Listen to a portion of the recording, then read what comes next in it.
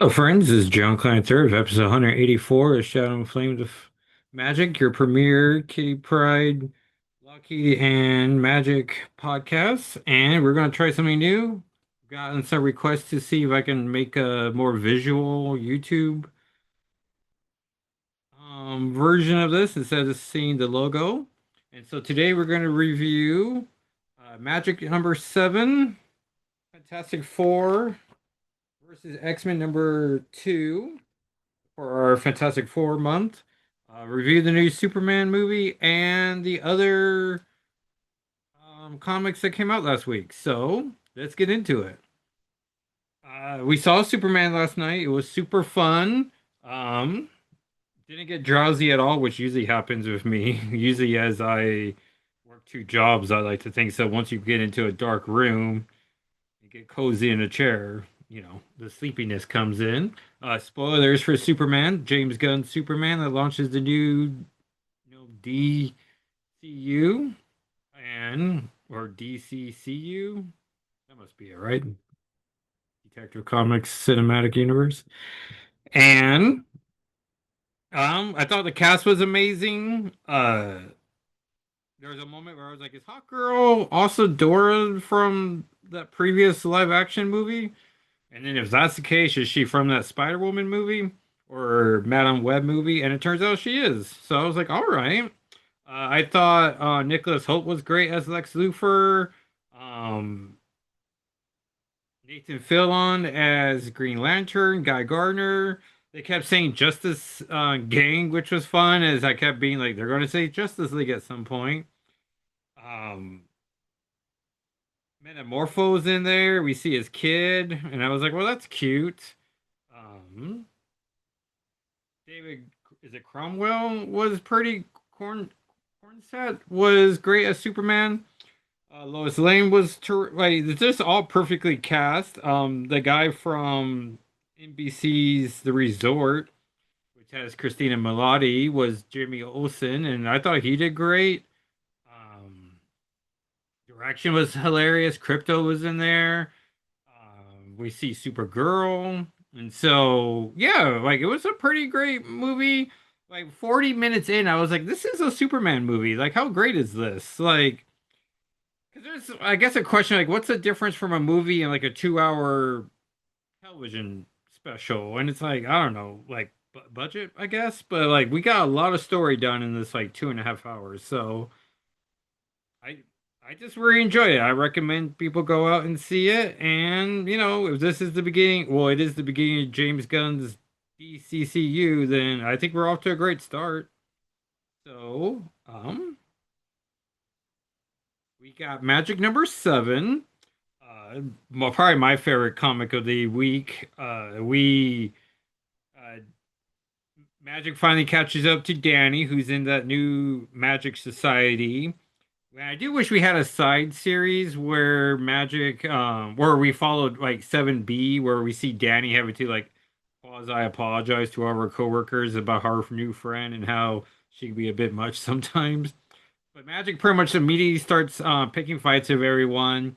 She wants to check up on Cal, who's possessed completely by Lumina, and unfortunately, that means like there's no more Cal. There's just Lumina.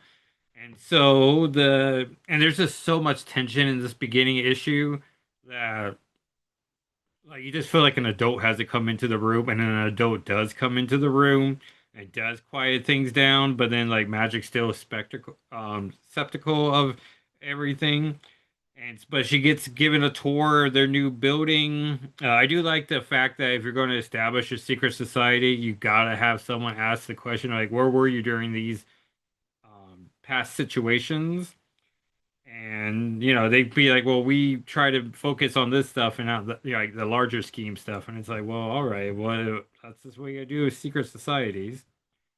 And then she sends Magic to and Danny to a quest in Vegas, so that should be fun. And just a great issue, like my favorite series, and for a good reason. Like it's pretty amazing and uncanny. So let's get into Fantastic Four versus X-Men, which came out You can follow along on my TikTok and YouTube channels at Jackal SII. And this came out in March 1987. It would have cost you 150 pennies or 175 Canadian pennies. This is Truths and Consequences, brought to us by Chris Claremont, the writer, penciler John Bogdanoff, inker Terry Austin, Glennis Oliver, colorist Tom Orchowski, letterer, edits Ann Nocenti and Don Daly, which I like to think is the X-Men editor and the Fantastic Four editor teaming up. Then Jim Shooter, editor in chief. It starts off narration. His name is Wolverine, and he is not someone to have as his enemy, as Reed Richards, leader of the X-Men, Fantastic Four, is now discovering. I do like how maybe John Bogdanoff is a Fantastic Four artist. Maybe he draws them amazingly or fantastically, and he, because everyone else is an X-Men creator, the writer, inker, colorist, letter. Well, I don't know. Did Terry Austin follow John Byrne to his Fantastic Four run, or did John Byrne ink himself? I bet Terry Austin went with him, right? I don't know. Our setting is Muir Island, a wild, desolated, beautifully rock jolting out of the Atlantic Ocean, just above the north coast of Scotland. Our protagonists, the outcast band of mutant heroes known as the X-Men, who've turned to the renowned Fantastic Four for help, only to have Reed Richards, Mr. Fantastic, inexplicably turn them down. And since the life of a teammate hangs in the balance, some of the X-Men aren't taking this refusal too well. And so Logan's attacking Ben Grimm, does a thunderclap and knocks the X-Men back. Storm's trying to calm Wolverine down. As the X-Men's leader, Storm, struggles with all her might to hold her friend back. Johnny Storm comes around. He flames on. He throws a fire blast, literally burning Storm. And we get a great moment where like we find out that Human Torch, one of his big concerns is that, fire is serious. As a comic book fan, I'm always worried about fire damage and water damage. And because, comics are just literally paper, so it doesn't take much to light either of them up. And so Storm sees Johnny and like, yeah, gets into the fight. She tackles Grimm. Her kiss surprises Ben Grimm with its tenderness, its desperately yearning for true affection that too painfully mirrors his own. Rogue is as trapped by her body as the thing is by his, and the mockery of human contact is all she is allowed.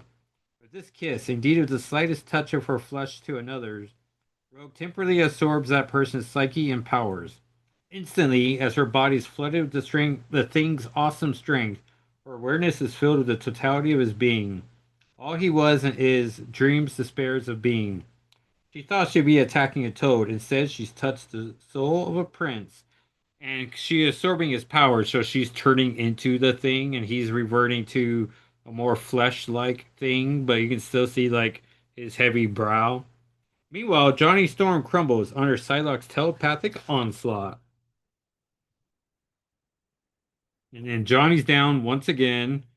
She-Hulk's trying to pin Wolverine down, but he gets to get a wild kick in, which bruises Reed's face. 'Cause if you think about it, Logan's always a walking 300 pounds with this metal and then muscle on top of that, Canadian beef. And so, yeah, when he kicks you, like that's going to feel like a desk landing on your face. From the hatchway of the Fantastic Four's hyperspace plane, a young boy watches in glowing horror as friends battle family. He wants to all of his might to stop this, but no one heeds or even hears his anguished cry. Because he isn't really there. The costume figure of Franklin Richards that appeared in Scotland is really an astral projection of the sleeping lad back home in the Fantastic Four's headquarters, however. As so often happens when you sleep, a leap made in dreamland has rude and painful consequences in reality. So he's crying. Sue's in there giving him a hug, a nice motherly, reassuring hug. Siege suddenly by fury too great to be contained as she picks up Reed's Richards' journal, State University, and which you think would be Reed Richards' State University journal, but I don't know. That apparently recounts the adventure of the Fantastic Four's origins, but with a different bent. Susan Richards lashes out with her invisible force field, ripping off her clothes for some reason. Mirror Island. Earlier this morning, just prior to the Fantastic Four's arrival, Dazzler and Longshot found a fisherman adrift on the open ocean. Brought him here to the nearest, best equipped infirmary. And then the guy's turning into a robot. Sharon doesn't like the sound of that and likes it even less when the continually metamorphosizing creature turns her way. Meanwhile, unaware of what's happening inside, and Myra McTaggart on her 10th life is confronting Logan to get him to calm down. Storm has her arm bandaged up. She can barely stand, and her pain lies as raw across her senses as the acid stench of her seared flesh. He could brush her aside with ease. He wants to, but snack. His claw goes back in. She-Hulk helps Reed up. He's embarrassed. Rogue is being told to stand down by Storm. She's still very uh, thinged out. Um, Grimm's still knocked out. Longshot, Dazzler, and Havoc come running out, as does the robot. Robot turning into a Doombot from Doctor Doom. My apologies for this uninvited intrusion, for the deception practiced upon you by my scant bot. I heard the X-Men of your recent troubles at the hands of the Marauders. See recent issues of the X-Men, N, which is cute because it's just Ann, like ANN, and then just a capital N, but it just it looks like Ann. I guess it more looks like Ann. I was curious to separate fact from rumor. More importantly, I wish to determine whether or not this attack on you posed any threat to my interests. So, learning of your presence on Mirror Island, I sent this construct to recon Dr. McTaggart's facilities. And so he offers to help out. Reed saying they shouldn't listen to him. But Dr. McTaggart's like, well, if you're not going to help, then we're going to take the help where we can. She-Hulk picks up slowly turning orange Grim and Johnny, who's still knocked out. They fly away. Magneto turns the robot into a chair to take Storm to the actual medical facility. We see Kitty Pryde, and this is going to be the page that I put on the podcast's socials at S&FwM. And so she's having to witness all this. And Kitty thinks to herself, this is my fault. Storm's hurt, and I saw Doom make his offer on the security monitors. I want to live, but not at the cost of the X-Men their souls. Maybe it's time I took the decision out of their hands. While Shadowcat ponders her fate, a man returns home, weary in body and spirit. And he's just not sure what he's doing wrong. And Ben picks him up by his rubber shoulders and throws across the room. He's read the journal, and now everyone's mad at him. And so recounts it, and it just pretty much makes it seem like he knew there was a high risk that they're going to get affected by powers, and then using those powers, he will get popular in the world. And so it's not the scientific discovery they were hoping it was going to be. And meanwhile, Mirror Island, Logan's just slashing away at all the rocks. Rogue's trying to calm him down. Later at Myra's house, they continue to talk about Doctor Doom's offer. Fantastic Four headquarters. Reed is discussing how the book, like he didn't write it, but he might as well have. Like it seems very much written from his point of view. The X-Men are still continuing to discuss it. Reed's trying to explain more of the rationale, and everyone's just disappointed in Reed, and they're going to just leave him alone, which he usually is fine with because he's preferred to be in his lab. But when they were voluntarily leaving him alone and disappointed at him, then it just hits differently. There's an ad here for Fallen Angels, which I think Magic's only in issues 1, 2, and 7. And seven's a recap of issue 1. And issue 2, she is in like a brief scene outside. And then 1's the big soccer game that sets up Berto hurting Sam and then escaping essentially. And so Storm agrees that they're going to let Doctor Doom help, and whatever the cost it is, she'll pay it. And they're like, we all will pay it. Next, by the soul's darkest light. That, everyone, is Fantastic Four versus X-Men #2. We will discuss issue 3 next week. And uh must have gotten this from Mile High Comics, and it was in near mint condition, which it should still be. Like, it's just been in a box until right now. And then what other comics came out last week? It's Jeff Infinity Paws, which is a physical printing of a um I keep having to touch the screen to see if I can pause the recording if need be, but turns out we have two handy pause buttons, so that's nice. And then it's in physical form, which I bought immediately as I want to encourage all digital comics to see print because one day we're going to get lovable Lockheed 6 issues in a physical form, and I'm going to buy every variant cover they make of that book. But it's a cute story. The pets of the Marvel Universe. Lockheed shows up towards the middle back third of it. And mostly he doesn't really do much. But the Grandmaster's trying to put on a competition for the animals. So Lockheed is a pet of the Marvel Universe, and so we see him having fun. He burns a cat into turning into a Ghost Rider cat. So I'm like, that's hilarious. We see him sleeping a bunch, but with like the other like pet Avengers sleeping. Um, there's like Lockjaw's barely in it. It's mostly a Jeff, the land shark, the cats of the Marvel Universe, so like Gambit's cats plus Captain Marvel's cat or whatever the alien cat thing is. And what's their third franchise they're doing? Because it's Marvel Meow, it's Jeff, and a third thing. Because I know in September they're reprinting some more. And Loki Alligator. So, or Loki the Alligator, or Alligator Loki. Yeah, I think it's that one. And so yeah, pretty great issue. Next is Laura Kinney Wolverine 8, which was a pretty great story. She teams up with the one guy from her X-23 Regenesis series, and Kitty Pryde and Rachel show up for a panel in that first issue of Regenesis, so I added it to my wish list. Which on League of Comic Book Geeks, I had my wish list down to 8, and then I just started adding variant covers galore, and so now I think my wish list is at 300 comics or so. Like, it's ridiculous.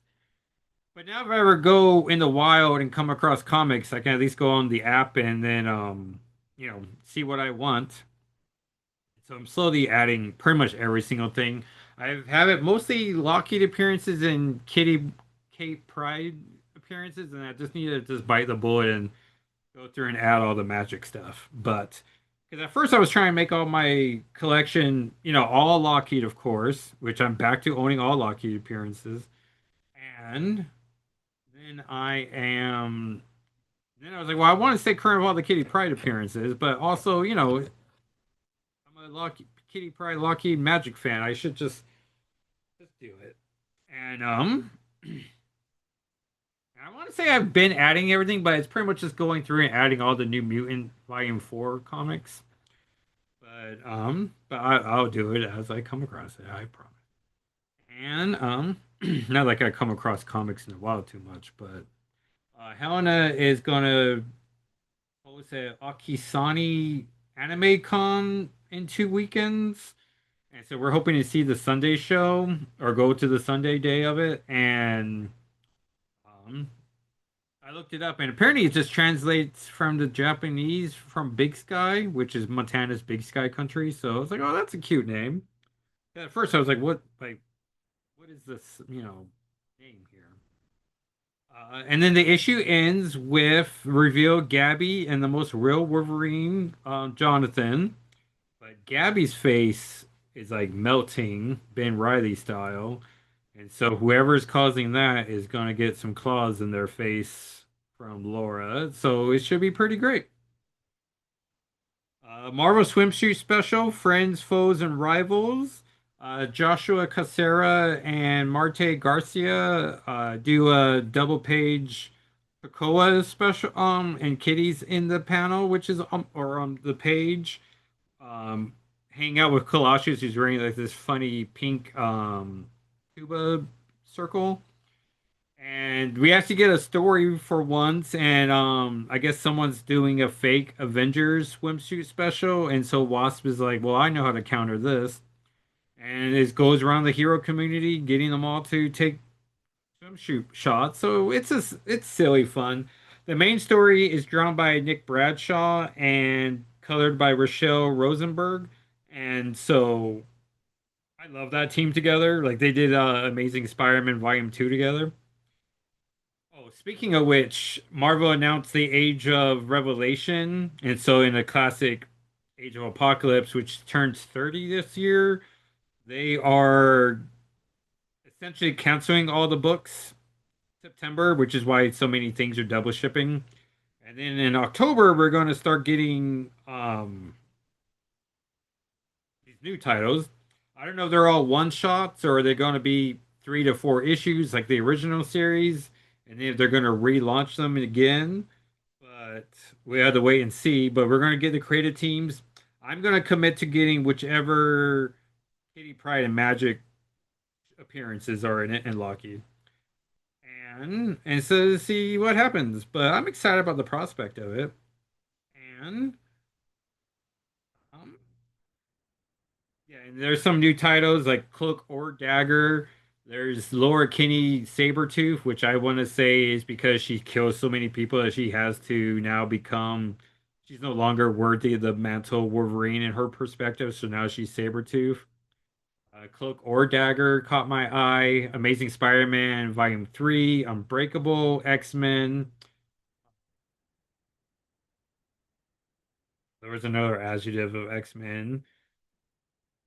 And there's a Rogue Storm, which could be a play on how like when Storm was like in the 80s, I want to say there's a comic series or title called Rogue Storm. But hopefully it's just a Rogue Storm buddy book. And um so I think there's like 16 titles. One of them comes out next week as Age of Revelation Zero. I was able to add to my DCBS order, so I don't know if I get that in September or do I get in my next monthly book, but a little tricky that they did like a surprise. We have a comic coming out next week. I'm like, well, how do people who live an hour and a half away from their comic books, their closest comic book store, like, how do they get it? And it's like, well, if you want it, you got to find a way to get it. So I did. Um, and Ultimate Spider-Man Incursion 2, which has no magic appearance, so less great than the other one. She will be on the cover of issue 4. But we turn out Billy, Miles' younger sister, got teleported to Wakanda. And so we know she's in safe hands, except that at the end of the issue, she is taken by Silver Samurai, so she's not in as great hands. And the next issue will be Ultimate X-Men. The Peach Momoko X-Men, not the Ultimate Wolverine, the oppression, the opposition. And so then we have Uncanny X-Men 17, which I'm hoping to get him from my comic shop's eBay account the next my middle paycheck. But it starts with Kitty Pryde calling Rogue, which is very healing, as from Uncanny X. So it took 16 issues from Kate telling Rogue to never call her on the phone, and then denying talking to Rogue in Exceptional X-Men 5, I want to say.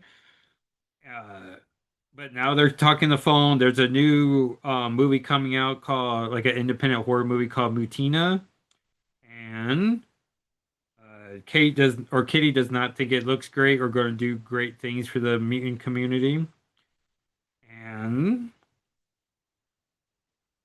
and then they cut to like a bunch of other people's reactions, and Magic's one of the people. So it's fun that this comic has both Kitty and Magic in it. And Magic's like, "Hey, get this camera on my face," which is like, why would you air that on the network? But sure. The Outliers sneak away to see the movie. They are not that impressed. Becca has never actually seen a movie in the movie theater, and so it's a cute date for her and Jitter to go on. Um, Deaf Dream orders six pretzels, and then Ransom orders two collectible buckets of popcorn. So it gets you just know that that's going to be a very expensive purchase. Um, At one point, Becca has the popcorn over her eyes, and so she just got scared. It sounds like it's not a very good movie, but it's a. And when the director comes out and says that the movie's not about, it's not anti-mutant at all. It just has a mutant for a as the bad guy, but they never say the word mutant at all. But the movie's called Mutina, which I imagine is a play on like mutilating someone, Mutina. And then it turns out, oh, and then the outliers come home. They get yelled at by Rogue because she's a helicopter mom, apparently. But we get this beautiful panel of Becca petting Ember, who's a very good horse-shaped spirit boy. But they also have the Sentinel dog, or a Sentinel-shaped dog, and they're naming him Waffles. So we are getting quite the ex-pet situation. Oh, I should mention Infinity Pets ends with Gambit getting his cats back and Lockheed. So that's cute. But we really do have like Gambit's cats, Lockheed, Ember, Waffles, um, Rachel's amazing baby werewolf pup, and then Magic's purple creature we never seen again from Exterminators. So we got like I have a story I could throw for an Uncanny X Pets team title. But they go to Becca and Calico, and I don't know. I guess now that we know Ember's a ghost horse, Becca's code name is Calico. And so, because I always was like, well, is it the combination of her and Ember? But no, that's just her. So Calico and Jitter, or Calitter, as I like to ship them together, go to confront the actress who plays Mutina, and turns out she is Mutina, which seems I don't know. I guess if she was committing crimes as Mutina, she'd probably be the last suspect. Because why would an actress turn into her movie persona and then start killing people? Like, if you have an alibi, you'd probably get away with it. And but turns out she's Mutina. The X-Men show up and stop her, and so it's like, well, what's gonna happen next with this? But not a bad storyline. Pretty interesting stuff. And then lastly, we have Wolverine and Kitty Pryde 4. They call Ziggy and Kitty's essences turned into Domino, the AI Sentinel. And so they're trying to work together as ghosts as their bodies turn into Sentinels, and the Sentinel entity turns into a living combination of Kitty Trask. And so Wolverine's trying to fight. Carmen is upset about how he's never able to help his daughter out, so he like starts by wrecking the heck out of the Domino or Domina. And classic Chris Claremont, right? We gotta love him. They're able to reverse their bodies to turn the robot back into a robot and them back into the 14-year-old girls. But unfortunately, classic Chris Claremont, they switch bodies. And so now Kitty's in Ziggy's body and Ziggy's in Kitty's body, hence the switching bodies. And next issue, they got to figure out how to switch them back. And next issue will be the final issue. It does end with the Snow Samurai lady. So clearly she's going to just, do something that puts them back because clearly the Kitty Pryde we're following is not Ziggy Trask this entire time. I do like how this is a companion series to Wolverine and Kitty Pryde naturally. And we get Kitty Pryde, like in Wolverine, Kitty Pryde and Wolverine, she had to fight to reclaim her body. And now in Wolverine Kitty Pryde, she's fighting to reclaim her mind. And so, yeah, like on paper, it's a pretty good, twist there. And then next week's comics, let's see here. We have Exceptional X-Men 11 with Ironheart. We have giant size House of M1, which I'm super excited about because it finally gives us the school teacher Kitty Pryde that I always wanted more from. We have eight X-Men Age of Revelations 0. So we'll see how this event. Oh, and that event kicks off X years in the future. And so it's supposed to be everything we know about today, and then we see the future where Doug Ramsey's revelations and doing what he do. Deadpool Wolverine 7.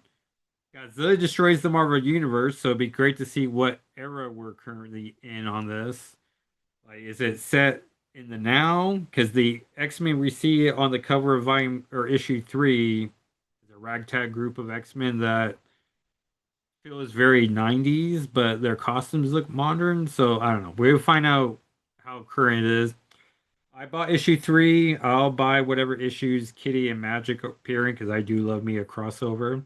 We have Imperial 2, which feels like forever since Imperial 1 came out, but also I'm only here to see how the Laundra and Xandra are in it. And then Ultimate X-Men 17 with Peach Momoko amazing artist writer series. So yeah, some good books coming out. So exceptional, giant size, Age of Revelations, and then I'll probably go Ultimate X-Men 17. And Godzilla destroys the Marvel Universe potentially at number 5. So yeah, that'll be the top 5. Well, thank you so much, everyone. Let me know. I know at one point I wasn't really looking at the camera, but this felt good to do. So hopefully I'm gonna risk it all and hope that this records well.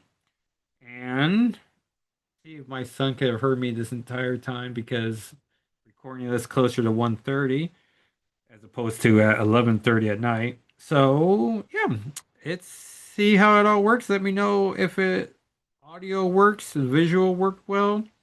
Um, I know this is my Age of Apocalypse collection I've been looking at this whole time, but over here is my Kitty Pryde collection, but the window there, you can't really make them out, but I'll work on that.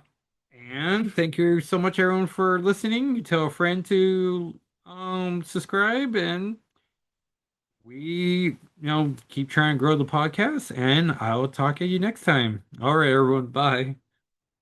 Oh, and you can follow me on the socials, Blue Sky, Twitter, um, TikTok, all at Jackal SIII. And thanks so much, everyone. All right, bye.